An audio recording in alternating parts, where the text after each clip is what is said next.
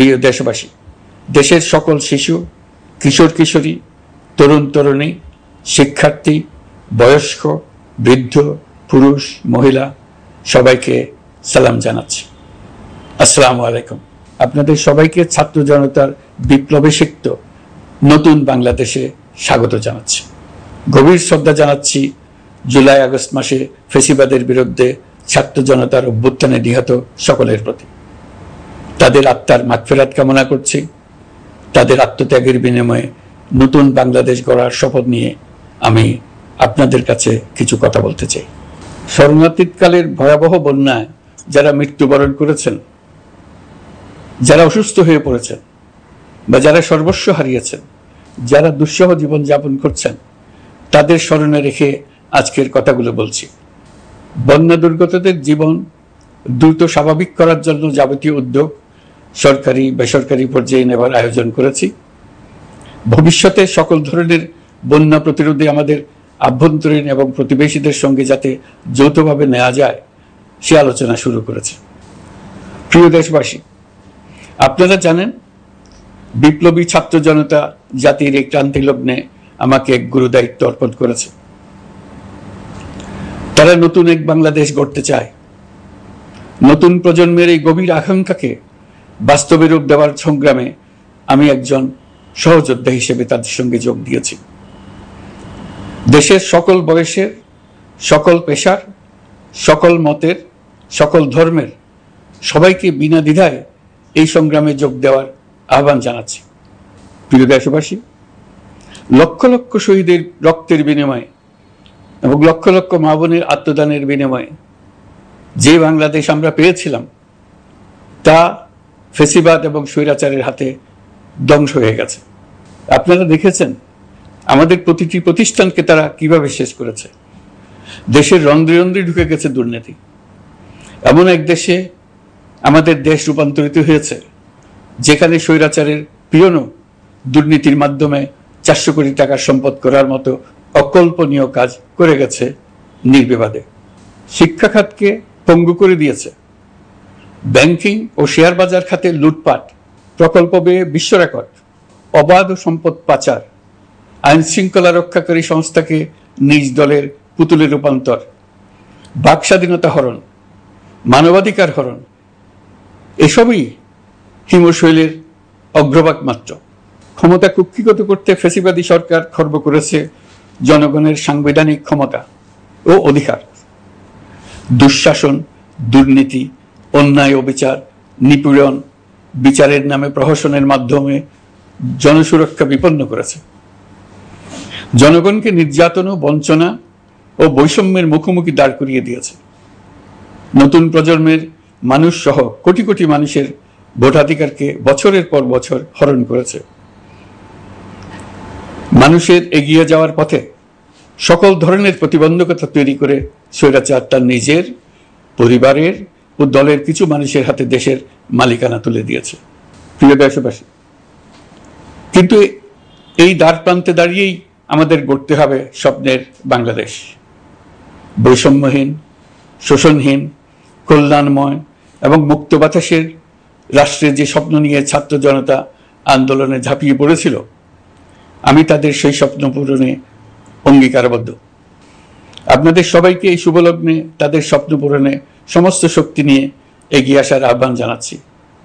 তাদের স্বপ্ন আমাদের স্বপ্ন। জাতীয় জীবনে তরুণরা একটা মহা সুযোগ সৃষ্টি করে দিয়েছে। আমরা সবাইকে সুযোগ ব্যবহার করার কাজে এগিয়ে আসতে আহ্বান জানাচ্ছি। গণরোষের মুখে ফ্যাসিবাদী সরকার প্রধান দেশ ত্যাগ করার পর আমরা এমন একটি দেশ গড়তে চাই যেখানে প্রতিটি নাগরিকের মানবাধিকার থাকবে পুরোপুরি সুরক্ষিত। আমাদের লক্ষ্য একটাই, উদার, গণতান্ত্রিক, বৈষম্যহীন, অসাম্প্রদায়িক বাংলাদেশ। আমরা এক পরিবার, আমাদের এক লক্ষ্য। কোনো ভেদাভেদ যেন আমাদের স্বপ্নকে ব্যাহত করতে না পারে, সেজন্য আমরা প্রতিজ্ঞাবদ্ধ। বর্তমান সরকারের দায়িত্ব গ্রহণের মাত্র 2 সপ্তাহ শেষ হলো। কর্মযাত্রার প্রথম পর্যায়ে রাষ্ট্র সংস্কারের কাজে আপনাদের কাছ থেকে যে সমর্থন পাচ্ছি সেজন্য আন্তরিক ধন্যবাদ। আমরা অনুধাবন করছি যে আমাদের কাছে আপনাদের প্রত্যাশা অনেক। এই প্রত্যাশা পূরণে আমরা বদ্ধপরিকর। যদিও দীর্ঘদিনের গণতন্ত্রহীনতা, 15 বছরের ফেসিবাদী শাসন ব্যবস্থা প্রায় প্রতিটি ক্ষেত্রেই আমাদের জন্য পর্বতসম চ্যালেঞ্জ রেখে গিয়েছে, কিন্তু এই চ্যালেঞ্জ গ্রহণে আমরা প্রস্তুত। আজ আমি সরকারের পক্ষ থেকে আপনাদের দোয়া ও সহযোগিতা কামনা করতে আপনাদের সামনে এসেছি। শুধু আমি বলবো, আপনাদের একটু ধৈর্য ধরতে হবে। এখনই সব দাবি পূরণ করার জন্য জোর করা, প্রতিষ্ঠানে ঢুকে ব্যক্তিবিশেষকে হুমকির মধ্যে ফেলা, মামলা গ্রহণের জন্য চাপ সৃষ্টি করা, বিচারের জন্য গ্রেফতারকৃত ব্যক্তিকে আদালতে হামলা করে আগেই এক ধরনের বিচার করে ফেলার যে প্রবণতা, তা থেকে বের হতে হবে। ছাত্র জনতার বিপ্লবের গৌরব ও সম্ভাবনা এসব কাজে ম্লান হয়ে যাবে। নতুন বাংলাদেশ গড়ার প্রচেষ্টাও এতে ব্যাহত হবে। রাতারাতি এই পরিস্থিতি থেকে উত্তরণ কঠিন। নড়বড়ে এক কাঠামো, আমি বরং বলবো জনস্বার্থের বিপরীতমুখী এক কাঠামোর উপর দাঁড়িয়ে আমাদেরকে দেশ পুনর্গঠনের কাজে হাত দিতে হয়েছে। আমরা এখান থেকেই বাংলাদেশকে এমনভাবে করতে চাই যেন এদেশে জনগণই সত্যিকার অর্থে সকল ক্ষমতার উৎস হয়, বিশ্ব দরবারে একটি মানবিক ও কল্যাণকর রাষ্ট্র হিসেবে সমাদৃত হয়।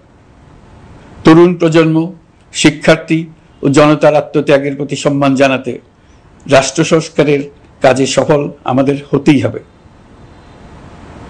এর আর কোনো বিকল্প নেই। প্রিয় দেশবাসী, আপনারা ইতিমধ্যে জেনেছেন জুলাই আগস্ট মাসে গণ অভ্যুত্থানে বল প্রয়োগ ও হতাহতের যে দুঃসহ ঘটনা ঘটানো হয়েছে তার স্বচ্ছ তদন্ত করতে জাতিসংঘের মানবাধিকার কমিশনের প্রধানকে বাংলাদেশে এসে তাদের তদন্ত শুরু করতে আমরা আমন্ত্রণ জানিয়েছি। তদন্তের এই প্রক্রিয়া এই সপ্তাহে শুরু হবে। তাদের প্রথম দল ইতিমধ্যে এসে গেছে। আমরা ইতিমধ্যে ছাত্র জনতার বিপ্লবকে নস্যাৎ করতে যে শত শত মিথ্যা ও হয়রানিমূলক মামলা দায়ের করা হয়েছিল তার অধিকাংশ প্রত্যাহার করেছি এবং আটক ছাত্র জনতার মুক্তি লাভের ব্যবস্থা করেছে। পর্যায়ক্রমে মিথ্যা ও গায়েবী সকল মামলার ক্ষেত্রে অনুরূপ ব্যবস্থা গ্রহণ করে মানুষকে দুঃসহ ভোগান্তি থেকে মুক্ত করা হবে। ন্যায় বিচার নিশ্চিত করতে গণ অভ্যুত্থানের সকল শহীদ পরিবারকে পুনর্বাসন করবে। সকল আহত শিক্ষার্থী ও জনতার চিকিৎসার সম্পূর্ণ ব্যয় সরকার বহন করবে।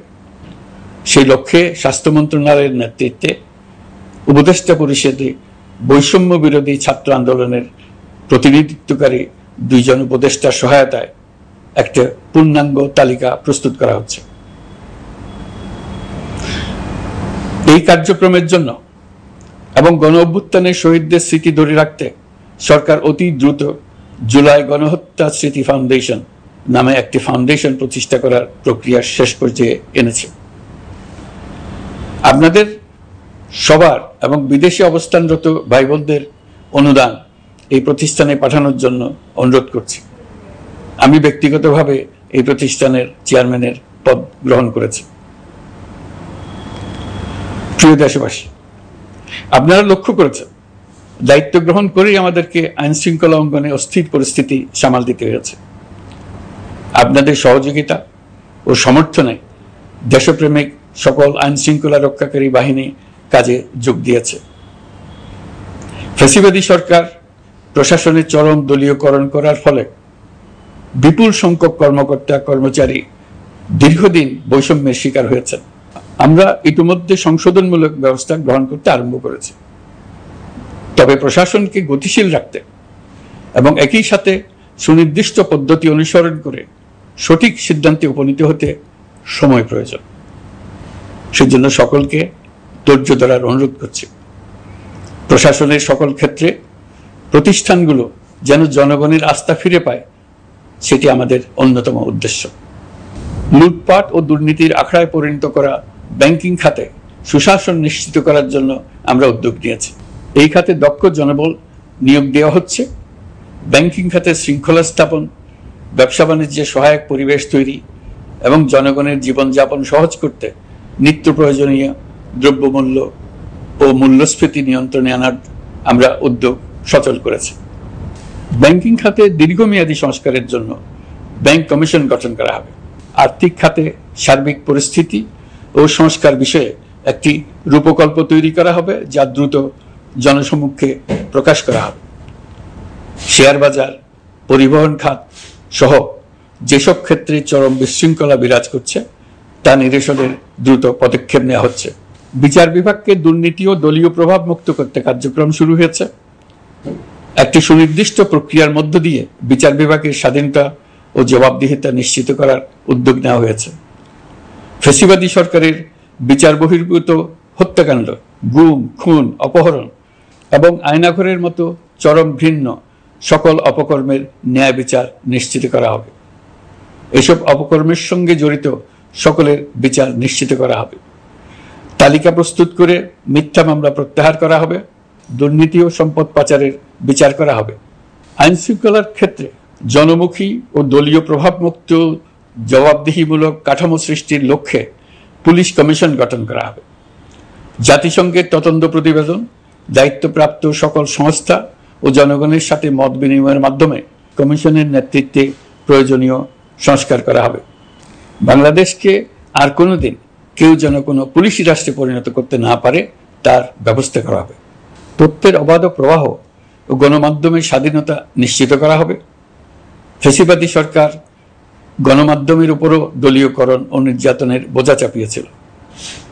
জনগণের তথ্যের অধিকার নিশ্চিত করতে আমরা প্রতিশ্রুতিবদ্ধ। তথ্যের প্রবাহে বিদ্যমান আইনি ও অন্যান্য বাধা অপসারণ করা হবে। মত প্রকাশের স্বাধীনতা বাধাগ্রস্ত করে এমন সব আইনের নিপীড়নমূলক ধারা সংশোধন করা হবে। ইতিমধ্যে এ ধরনের আইনগুলো নিশ্চিহ্নিত করে এই প্রক্রিয়া শুরু করা হয়েছে। বিদেশি সংবাদকর্মীদের এদেশে আসার পর যে অলিখিত নিষেধাজ্ঞা ছিল, ইতিমধ্যে আমরা তা তুলে নিয়েছি। বিদেশি সাংবাদিকদের দ্রুত ভিসা দিতে সংশ্লিষ্ট কর্মকর্তাদের নির্দেশ দেওয়া হয়েছে। আমরা আশা করি পরিবর্তিত পরিস্থিতিতে গণমাধ্যম কর্মীরা নিরপেক্ষ সাংবাদিকতা চালিয়ে যাবেন। শিক্ষাক্ষেত্রে চরম নৈরাজ্য প্রতিষ্ঠিত করে গেছে বিগত সরকার। আমরা তার পূর্ণাঙ্গ সংস্কারের উদ্যোগ নেব। এটা আমাদের অন্যতম অগ্রাধিকার। আপনারা জানেন, দায়িত্ব গ্রহণের পর দ্রুততম সময়ের মধ্যে সকল শিক্ষা প্রতিষ্ঠান খুলে দেওয়া হয়েছে। শিক্ষার্থীদের জন্য সৃজনশীল, নিরাপদ ও ভীতিমুক্ত পরিবেশ নিশ্চিত করা আমাদের অঙ্গীকার। একই সাথে পাঠ্যক্রমকে যুগোপযোগী করার কাজও দ্রুত শুরু করা হবে। গণতন্ত্রকে সুসংহত করতে স্থানীয় সরকার প্রতিষ্ঠানগুলোকে শক্তিশালী করা হবে এবং ক্ষমতার বিকেন্দ্রীকরণ নিশ্চিত করা হবে। ছাত্র জনতার গণঅভ্যুত্থানকে সফল পরিণতি দিতে প্রশাসন, বিচার বিভাগ, নির্বাচন কমিশন ও নির্বাচনী ব্যবস্থা, আইন শৃঙ্খলা খাত এবং তথ্য প্রবাহে প্রয়োজনীয় সংস্কার সম্পূর্ণ করে অবাধ ও সুষ্ঠু অংশগ্রহণমূলক নির্বাচন আয়োজন করা হবে। এর লক্ষ্য হবে দুর্নীতি, লুটপাট, গণহত্যার বিরুদ্ধে একটি জবাবদিহিতামূলক রাজনৈতিক বন্দোবস্তের সূচনা। বর্তমান সরকার দুর্নীতির বিরুদ্ধে স্পষ্ট অবস্থান গ্রহণ করেছে। আমাদের সকল উপদেষ্টা দ্রুততম সময়ের মধ্যে তাদের সম্পদের বিবরণ প্রকাশ করবেন। পর্যায়ক্রমে এটা সকল সরকারি কর্মকর্তাদের ক্ষেত্রেও নিয়মিত এবং বাধ্যতামূলক করা হবে। রাষ্ট্রীয় পর্যায়ে দুর্নীতির বিরুদ্ধে ব্যবস্থা গ্রহণে সংবিধানের ৭৭ অনুচ্ছেদে প্রতিশ্রুত ন্যায়পাল নিয়োগে অধ্যাদেশ প্রণয়ন করা হবে। এবার কৃষি খাতের কথা একটু বলে। কৃষি নির্ভর বাংলাদেশে কৃষকের স্বার্থ যেন সুরক্ষিত থাকে, কৃষক যেন তার উৎপাদিত পণ্যের ন্যায্য মূল্য পায়, তা নিশ্চিত করা হবে। প্রবাসী শ্রমিকরা যেভাবে বৈষম্য বিরোধী ছাত্র জনতার আন্দোলনকে সমর্থন দিয়েছে, মুক্তিকামী জনগণ তা কৃতজ্ঞ চিত্তে স্মরণ করে। তাদের প্রতি সকল পর্যায়ে সম্মানজনক আচরণ নিশ্চিত করা হবে। বাংলাদেশের স্বাস্থ্য খাত অন্যতম দুর্নীতিগ্রস্ত খাত। জনগণের জন্য পর্যাপ্ত স্বাস্থ্যসেবা নিশ্চিত করার লক্ষ্যে স্বাস্থ্য খাতে প্রয়োজনীয় সংস্কার করা হবে। এই খাতে সংশ্লিষ্ট সকলকে জবাবদিহিতার আওতায় আনা হবে। হাসপাতালগুলোকে আধুনিকায়নের উদ্যোগ নেওয়া হবে এবং সেখানে সরকারি ডাক্তার সহ বিশেষজ্ঞদের নিয়মিত উপস্থিতি নিশ্চিত করা হবে।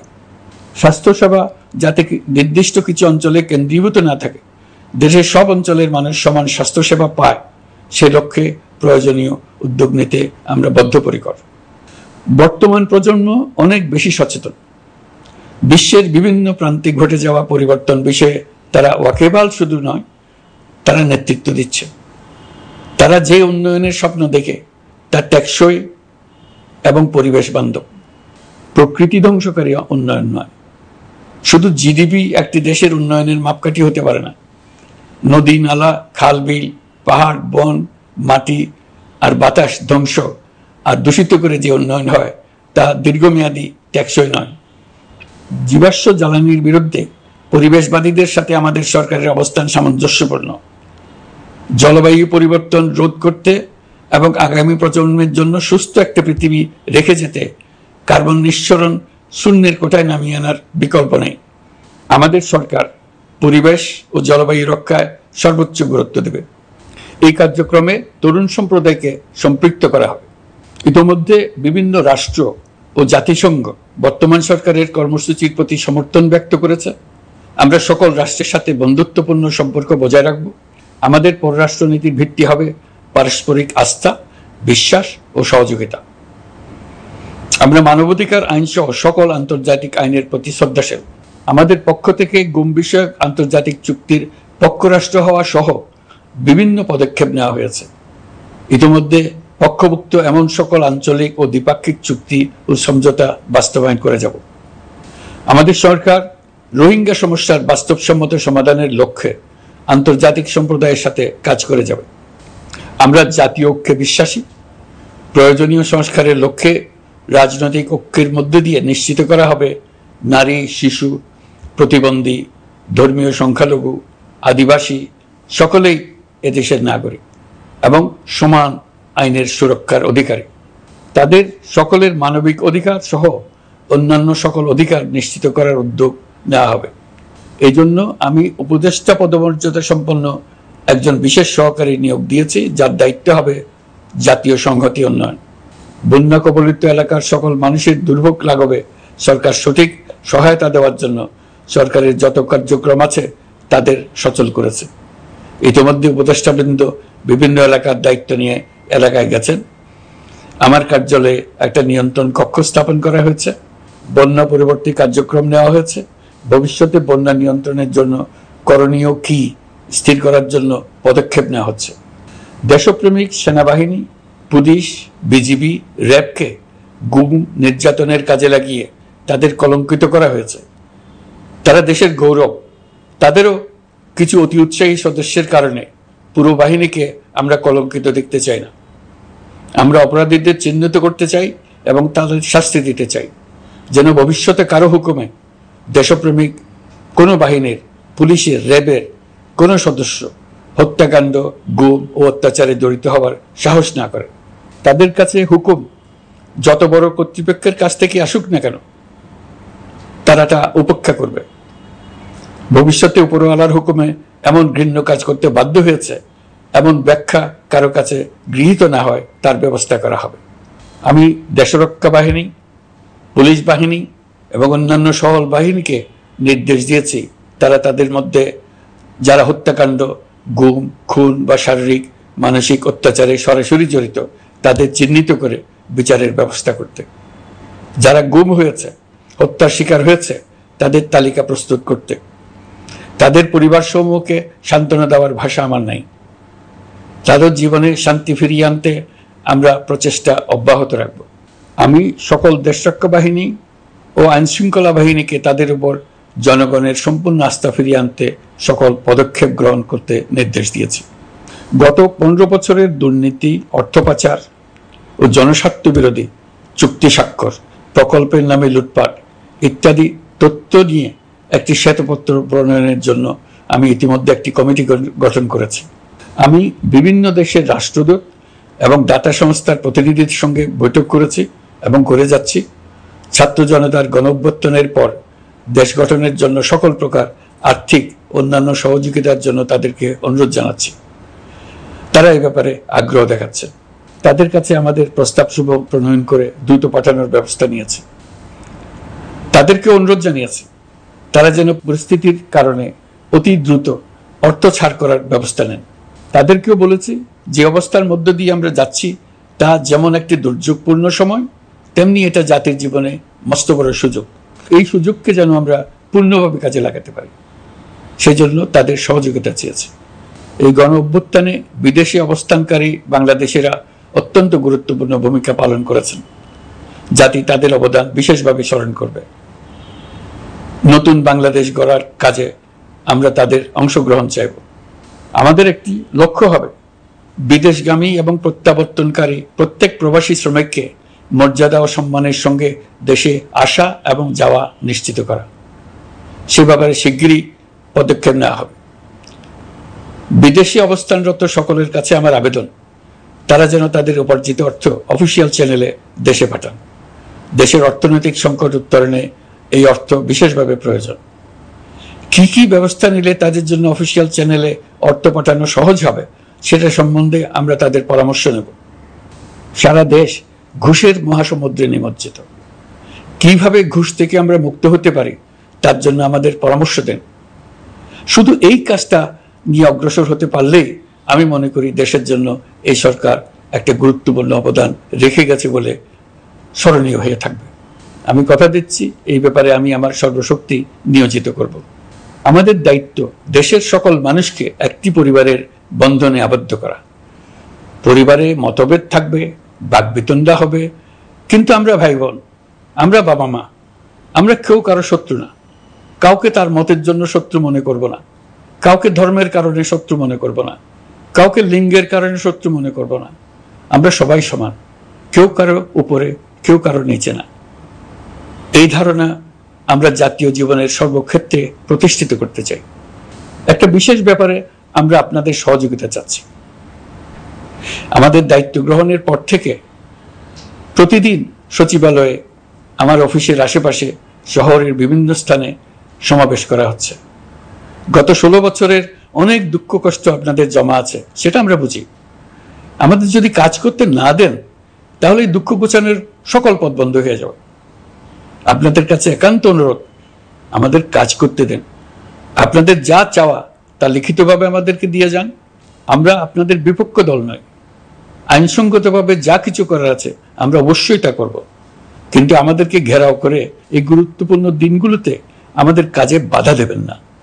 সবাই মিলে তাদের বোঝান, তারা যেন এই সময়ে তাদের অভিযোগের প্রতি দৃষ্টি আকর্ষণের জন্য আমাদের দৈনন্দিন গুরুত্বপূর্ণ কাজে বাধা না দেন। একটা বিষয়ে সবাই জানতে আগ্রহী, কখন আমাদের সরকার বিদায় নেবে। এটার জবাব আপনাদের হাতে। কখন আপনারা আমাদেরকে বিদায় দেবেন? আমরা কেউ দেশ শাসনের মানুষ নই। আমাদের নিজ নিজ পেশায় আমরা আনন্দ পাই। দেশের সংকটকালে ছাত্রদের আহ্বানে আমরা এই দায়িত্ব গ্রহণ করেছি। আমরা সমস্ত শক্তি দিয়ে এই দায়িত্ব পালন করব।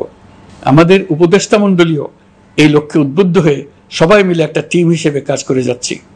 কখন নির্বাচন হবে সেটা সম্পূর্ণ রাজনৈতিক সিদ্ধান্ত, আমাদের সিদ্ধান্ত নয়। দেশবাসীকে ঠিক করতে হবে আপনারা কখন আমাদেরকে ছেড়ে দেবেন। আমরা ছাত্রদের আহ্বানে এসেছি, তারা আমাদের প্রাথমিক নিয়োগকর্তা। দেশের আপামর জনসাধারণ আমাদের নিয়োগ সমর্থন করেছে। আমরা ক্রমাগতভাবে সবাইকে বিষয়টি স্মরণ করিয়ে যাব, যাতে হঠাৎ করে এই প্রশ্ন উত্থাপিত না হয় আমরা কখন যাব। তারা যখনই বলবে আমরা চলে যাব। আমরা সংস্কারের অংশ হিসেবে নির্বাচন কমিশনকেও সংস্কার করব। কমিশনকে যে কোনো সময় আদর্শ নির্বাচনের জন্য প্রস্তুত রাখব। আমরা বিভিন্ন সংস্কারের কাজ শুরু করেছি। দেশবাসীকে অনুরোধ করব একটা আলোচনা শুরু করতে। আমরা সর্বনিম্ন কি কি কাজ সম্পূর্ণ করে যাব, কি কি কাজ মোটামুটি করে গেলে হবে। এই আলোচনার মাধ্যমে আমরা একটা দিক নির্দেশনা পেতে পারি। তবে চূড়ান্ত সিদ্ধান্ত রাজনৈতিক সিদ্ধান্ত, সেটা রাজনৈতিক আলোচনা থেকেই আসবে। এই দিক নির্দেশনা না পেলে আমরা দাতা সরকার এবং আন্তর্জাতিক অর্থনৈতিক প্রতিষ্ঠানসমূহের সঙ্গে আলোচনায় দৃঢ়তার সঙ্গে অগ্রসর হতে পারছি না। আমি নিশ্চয়তা দিচ্ছি, আমরা আমাদের পক্ষ থেকে মেয়াদ বৃদ্ধির কোনো প্রশ্ন তুলব না। আমরা আপনাদের সকলের দোয়া চাই। যেই কদিন আছি সেই সময়টুকু উপদেষ্টা মণ্ডলীর প্রত্যেকে নিজ নিজ সাধ্যমতো দেশের এই সংকটকালে সংকট উত্তরণে যেন নিজ নিজ মেধা সাধ্যমতো কাজে লাগাতে পারে। নতুন বাংলাদেশ গড়ার যে সুযোগ ছাত্র জনতার রক্তের বিনিময়ে আমরা অর্জন করলাম, আমরা আমাদের মতানৈক্যের কারণে সেটা যেন হাতছাড়া করে না ফেলে, এটা আমরা নিশ্চিত করতে চাই। এই সুযোগ এবার হারিয়ে ফেললে আমরা জাতি হিসেবে পরাজিত হয়ে যাব।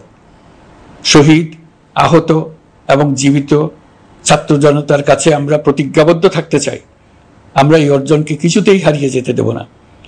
যে সুযোগ তারা আমাদেরকে দিয়েছে তার মাধ্যমে আমাদের দেশকে পৃথিবীর একটি শ্রদ্ধেয়, সকল দিকে দৃষ্টান্ত স্থাপনকারী দেশে পরিণত করতে আমরা শপথ নিয়েছি। সবশেষে আবারও আমাদের দেশের সকল মানুষ, শিশু, কিশোর কিশোরী, তরুণ তরুণী, বয়স্ক, বৃদ্ধ, নারী, পুরুষ সবার কাছে দোয়া চাইছি যেন আমরা আমাদের সকলের স্বপ্ন বাস্তবায়নে সফল হই। আল্লাহ আমাদের সহায় হন, আমাদের সবার মঙ্গল।